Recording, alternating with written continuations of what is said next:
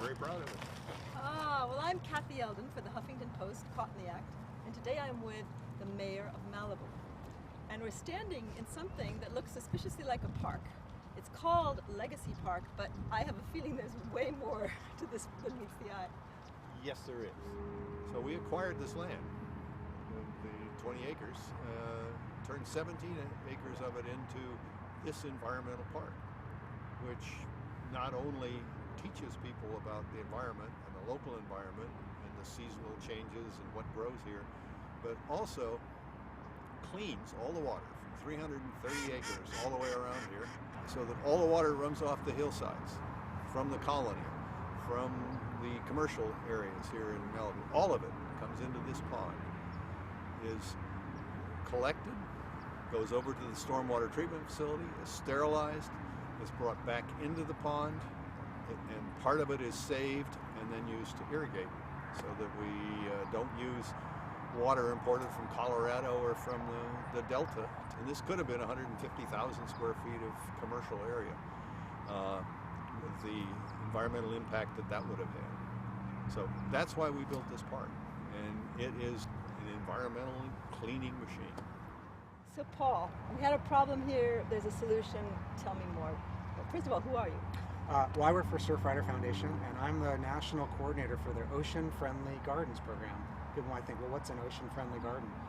Well, we call an ocean friendly garden one that applies CPR to the garden: conservation, permeability, and retention. And why? Well, because ocean pollution is coming from someplace, and actually the number one source is urban runoff from our yards, landscapes, from the street, from our cars. And we want people to apply some CPR right in their yard to help fix that problem.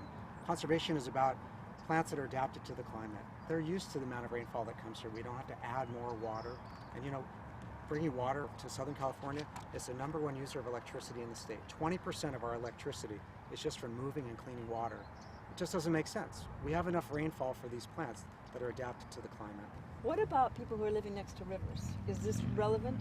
Even more so, because anything that leaves their site is going directly into that water body. But you know, we're all next to some source of water.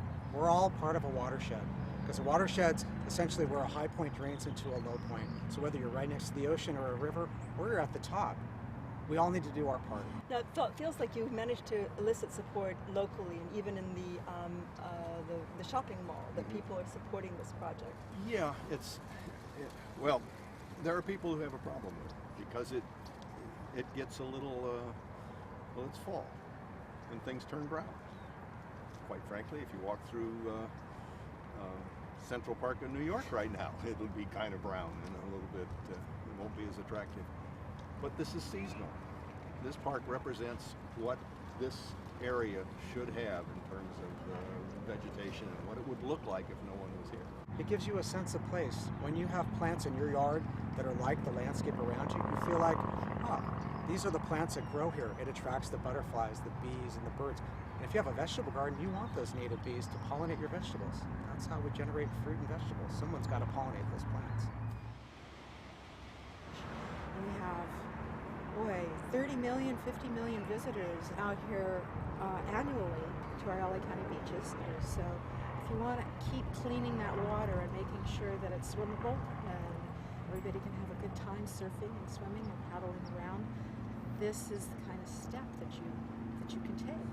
I look at it as a very exciting regional project, and the Malibu taking the leadership, that all of us coming in, the county and the other stakeholders really supporting it and identifying resources. So because it's all our responsibility. We're all connected. Yeah, we are.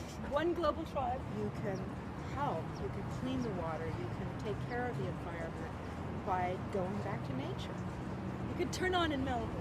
You turn on every aspect of yourself in Malibu and your activism. Yes. Thank you. Well, I'm Kathy Eldon from Creative Visions Foundation for the Huffington Post, Caught in the Act, and I've just been caught. I've just caught Susan Disman, and I'm very, very grateful. Thank you. To meet you. Thank you for showcasing this. Thank Yes. you. And Perfect. congratulations to Malibu too. Absolutely.